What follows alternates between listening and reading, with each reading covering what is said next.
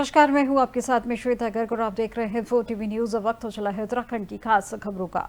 मुख्यमंत्री पुष्कर सिंह धामी ने रुद्रपुर के गल्ला मंडी पहुंचे हैं और यहां सीएम का जोरदार स्वागत किया गया।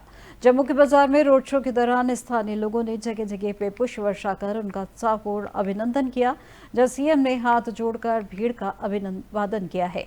इस दौरान मेयर विकास शर्मा, विधायक शिव अरोड़ा और पूर्व विधायक राजेश शुक्ला सहित कई प्रमुख नेता उनके साथ मौजूद रहे। जहाँ रोड शो के दौरान पंजाबी भांगड़ा और पहाड़ी संस्कृति छोलिया नृत्य की झलक देखने को मिली। अपने संबोधन में मुख्यमंत्री ने 3 सालों में किए गए कामों का जमकर बखान किया है। उन्होंने कहा कि डबल इंजन की सरकार प्रदेश को विकास की ओर आगे बढ़ा रही है। उन्होंने आगे कहा कि विधानसभा चुनाव के दौरान जो वादे किए गए थे वही 70% से अधिक वादे पूरे कर लिए गए हैं और 30% रहे वादों में भी सरकार काम कर रही है। आगे उन्होंने ये भी कहा कि प्रधानमंत्री मोदी ने कहा था कि ये दशक उत्तराखंड का दशक का है, इसके लिए सरकार और प्रत्येक उत्तराखंड को काम करना है। आगे जनता के समक्ष 2022 में प्रस्तुत किया उसके लगभग 70% से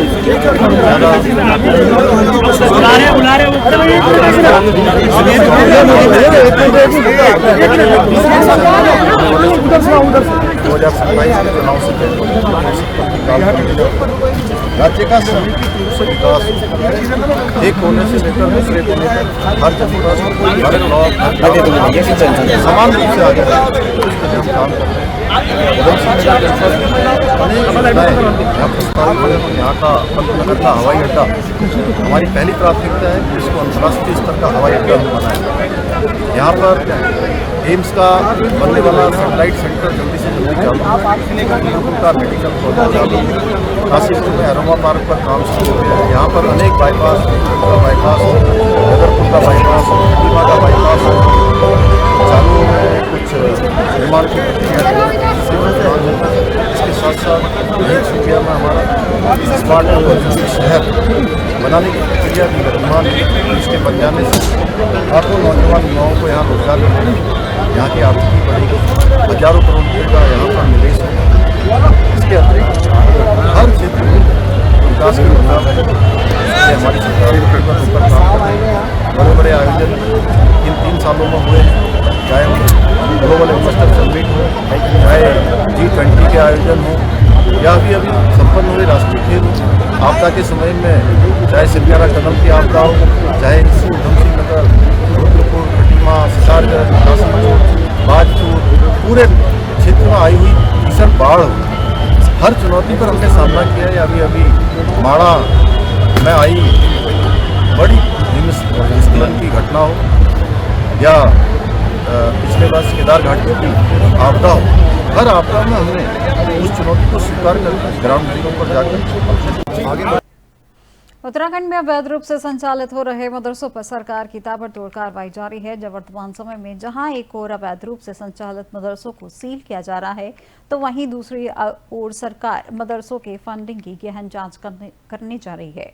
प्रदेश में संचालित 136 मदरसों के पास कागजात पूरा न होने पर सील किया जा चुका है, जबकि रिपोर्ट के अनुसार पूरे प्रदेश में 500 से अधिक अवैध मदरसे संचालित हो रहे हैं, जिसके चलते तमाम बड़े सवाल खड़े हो रहे हैं। वहीं भाजपा के प्रदेश मीडिया प्रभारी मनवीर चौहान ने दावा किया है कि शिक्षा के नाम पर बच्चों को कट्टरपंथी बनाया जा रहा है, वह विदेशी फंडिंग की जा रही है और ऐसे में सरकार के खिलाफ सख्त कार्रवाई की जांच करेगी।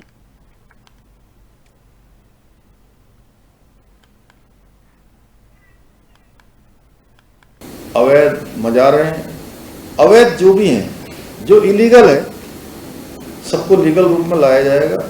और जब तक ये अतिक्रमण पूरी तरह से इंक्रोचमेंट नहीं हटाया जाएगा, नहीं हटेगा, तब तक ये अभियान जारी रहेगा।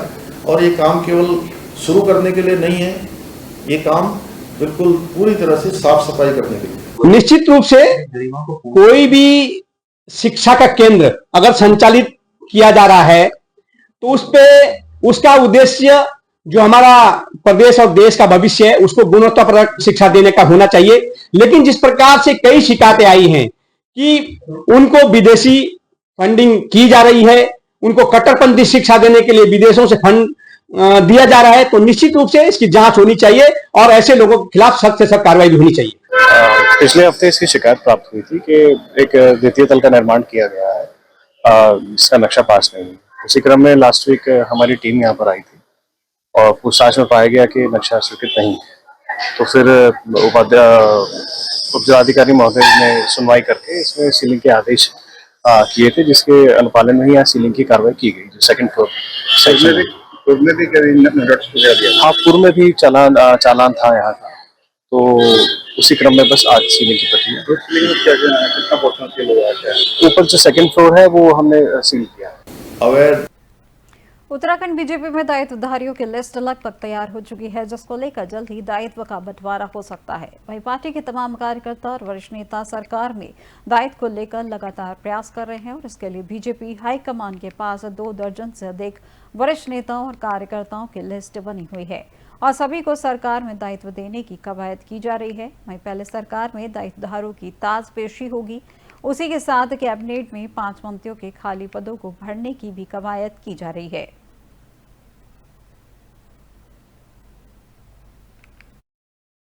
विषय में केंद्रीय नेतृत्व के समक्ष हमारे प्रदेश नेतृत्व ने बातचीत की है और लगभग उसकी एक्सरसाइज जो होनी थी पूरी हो चुकी है और किसी भी शुभ अवसर पर दायित्वधारियों की घोषणा हो जाएगी। विषय में केंद्रीय नेतृत्व के समक्ष हमारे प्रदेश नेतृत्व ने बातचीत की।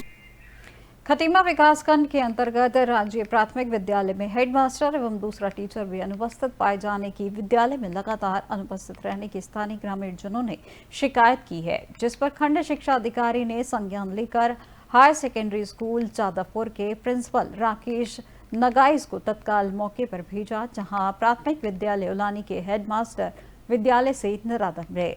वहीं विद्यालय में मिड डे मील देने वाली हेडमास्टर ने भी शिक्षकों के विद्यालय में अनुपस्थित रहने की बात की पुष्टि की है। इस पर उलानी के ग्राम प्रधान प्रीति राणा ने बच्चों के भविष्य के साथ खिलवाड़ बताया। वहीं राजकीय प्राथमिक विद्यालय उलानी के हेडमास्टर सुरेंद्र कुमार ने कहा कि वे कंटिन्यू विद्यालय में आते हैं और उन्हें के कारण आज विद्यालय दशा सुधरी है। कुछ लोग उनके खिलाफ बदले की भावना से काम कर रहे हैं, जिस कारण उनके खिलाफ शिकायत की जा रही है। खबर खटीमा से है, जहां टीचर के लगातार अनुपस्थित रहने को लेकर परिजनों ने शिकायत की है। उसको लेकर वहां पर काम करने वाली मिड डे मील की हेडमास्टर ने भी इस बात की पुष्टि की है।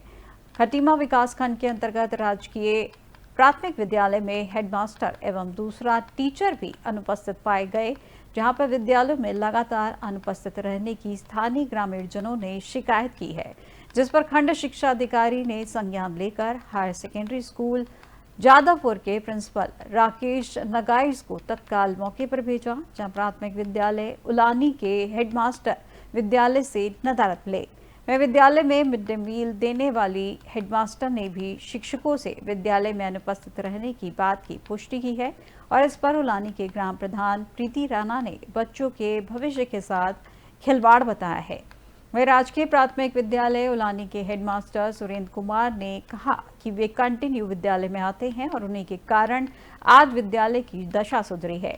वहीं कुछ लोग उनके खिलाफ बदले की भावना से काम कर रहे हैं, जिस कारण उनके खिलाफ शिकायत की जा रही है।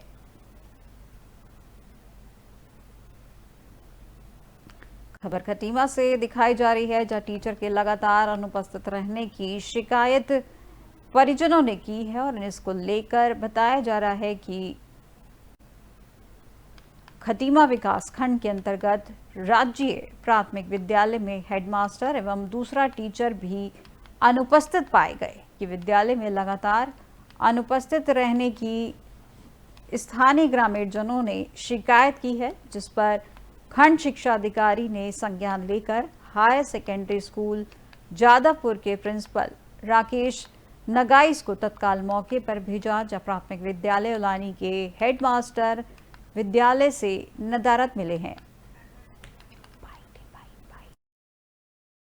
मैं चूंकि हमारे खंड शिक्षा अधिकारी महोदय के कार्यालय से गहतोड़ी जी का हमारे पास फ़ोन आया, मैं अपने विद्यालय में कार्य में संलग्न था, उठाया फ़ोन तो उन्होंने ये हमें बताया कि यहाँ पे एक तो राणा जी हैं और एक हेडमास्टर साहब हैं, 2 लोग हैं और पास का ही मामला है, बहुत ज़्यादा दूरी नहीं है मेरे विद्यालय से।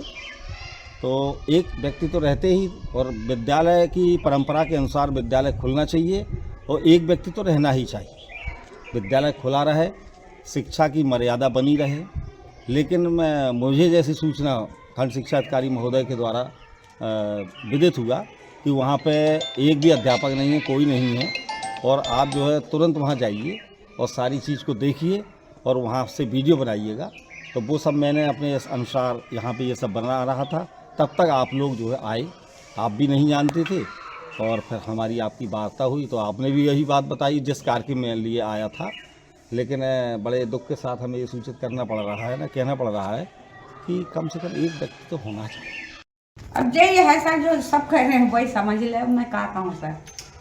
तो रोज आते हैं टीचर लोग? नहीं, छोटे वाले तो डेली आते हैं, जो आने लगा था तो 18 आएंगे लगातार। अच्छा, अगर छुट्टी कर गए तो 2-4 दिन से 11, 12, 11। और प्रिंसिपल साहब आते ही नहीं है? हाँ, वो नहीं आते हैं? दुइये तो हैं सर, कभी वे आए और वे छोटे वाले तो हर वक्त आते हैं।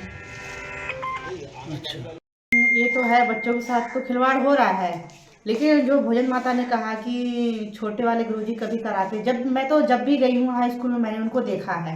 आज भले ना आए हूँ, लेकिन प्रिंसिपल सर है उनको तो मैंने कभी कार देखा, वो वैसे तो नहीं देखा अभी मैंने। मैं बराबर नियमित रूप से और मेरे अध्यापक नियमित रूप से जो है विद्यालय आते हैं और विद्यालय का सुचारू रूप से कार्य हो रहा है। बराबर 2010 से मैं राजकीय प्राथमिक विद्यालय में प्रधानाध्यापक की पद पर जो है वहाँ पोस्टेड हूँ, और मेरे सहायक अध्यापक महेश सिंह राणा जी वो सहायक अध्यापक के रूप में वहाँ मौजूद हैं। और विद्यालय किस पोजीशन में मेरे को मिला था और आज किस पोजीशन में हमने जो है वो किया है, वो आप वहाँ देख के आए हों या देखा हो आपने। ये विद्यालय जो हमारा राजकीय प्राथमिक विद्यालय जो है ये बहुत खंडर की तरह था, और वो आज इस तरीके से चमन बना है। ये सिर्फ हमारी मेहनत लगन का, और जो मेरे एंटी कुछ लोग बोल रहे हैं, जैसे प्रधान बोले हैं, तो वो प्रधान ने हमारे विद्यालय प्रांगण में जहाँ एमडीएम सामने बनता है वहाँ पूरे गांव का कूड़ा घर बनवाने के लिए वहाँ अपने लोग भेज देते, ईंटें रख दी थी। मैंने उनका विरोध किया, यहाँ बीमारी फैल जाएगी, बच्चे बीमार हो जाएंगे, सारे गांव का कूड़ा जो है विद्यालय में नहीं पड़ना चाहिए। वो मेरे एंटी हो गए और वो आज जो है वो प्रतिफल जो है देखने को मिला।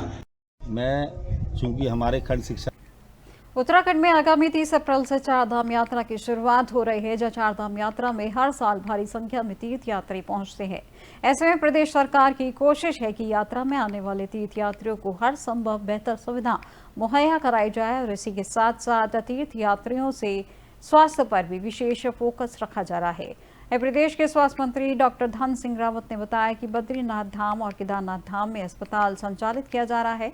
इसके अलावा यात्रा मार्गों पर भी स्पेशलिस्ट चिकित्सकों की तैनाती की जा रही है, और तीर्थयात्रियों को स्वास्थ्य संबंधी बेहतर सुविधा मुहैया हो सके, इसको लेकर काफी सकारात्मक कदम उठाए जा रहे हैं।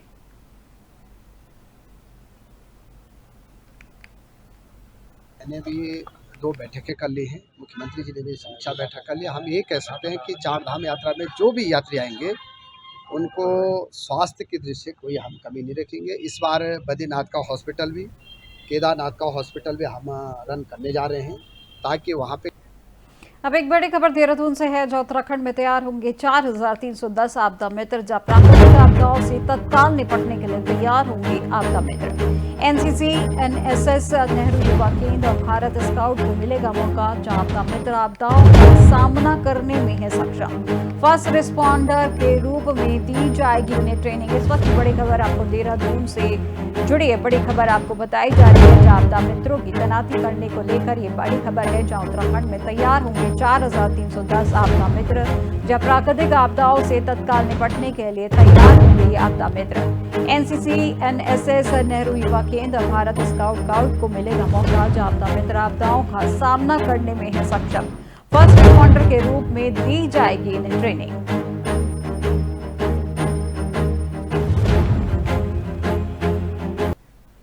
कोटद्वार में सुखरो नदी में खनन पट्टे की आड़ में हो रहे अवैध खनन को जिलाधिकारी पौड़ी ने गंभीरता से लिया है।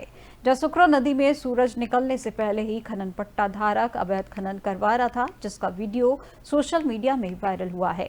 डीएम पौड़ी ने इस पूरे मामले में सख्ती दिखाते हुए इसके जांच के निर्देश जारी कर संबंधित पट्टा धारक के खिलाफ कार्रवाई के निर्देश दिए हैं।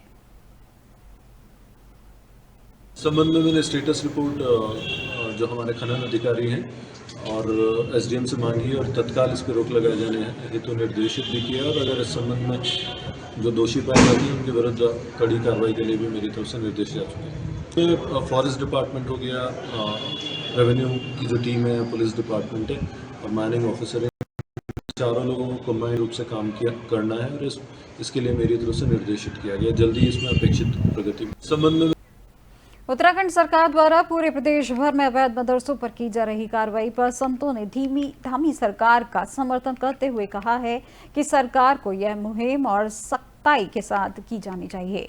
साथ ही चेताया कि इसका हाल पहले शुरू हुई वेरिफिकेशन ड्राइव की मुहिम की तरह नहीं होना चाहिए, जिसको बीच में ही छोड़ दिया गया था। वहीं शांभवी आश्रम के परमाक्ष धाम स्वामी आनंद स्वरूप ने कहा कि सरकार द्वारा शुरू की गई यह मुहिम बहुत ही सराहनीय है, क्योंकि ये अवैध मदरसे ही आतंकवाद की जननी है। मुस्लिम तुष्टीकरण के कारण प्रदेश के भविष्य की भयावह स्थिति को नहीं समझ रहे हैं। वहीं प्रदेश सरकार की अवैध मदरसों पर कार्रवाई काबिल तारीफ है।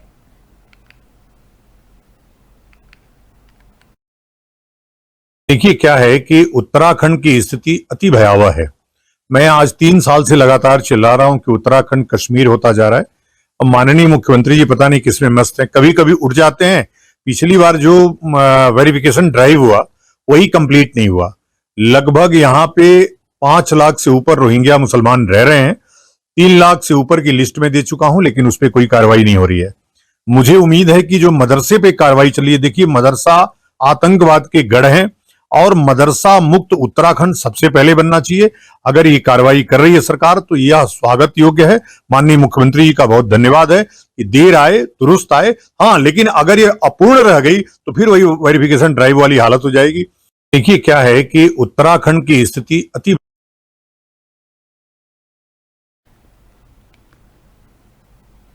उत्तराखंड की अब तक की खबरों में फिलहाल बस इतना ही। और देश दुनिया की तमाम जानकारी के लिए देखते रहिए 4TV न्यूज। नमस्कार।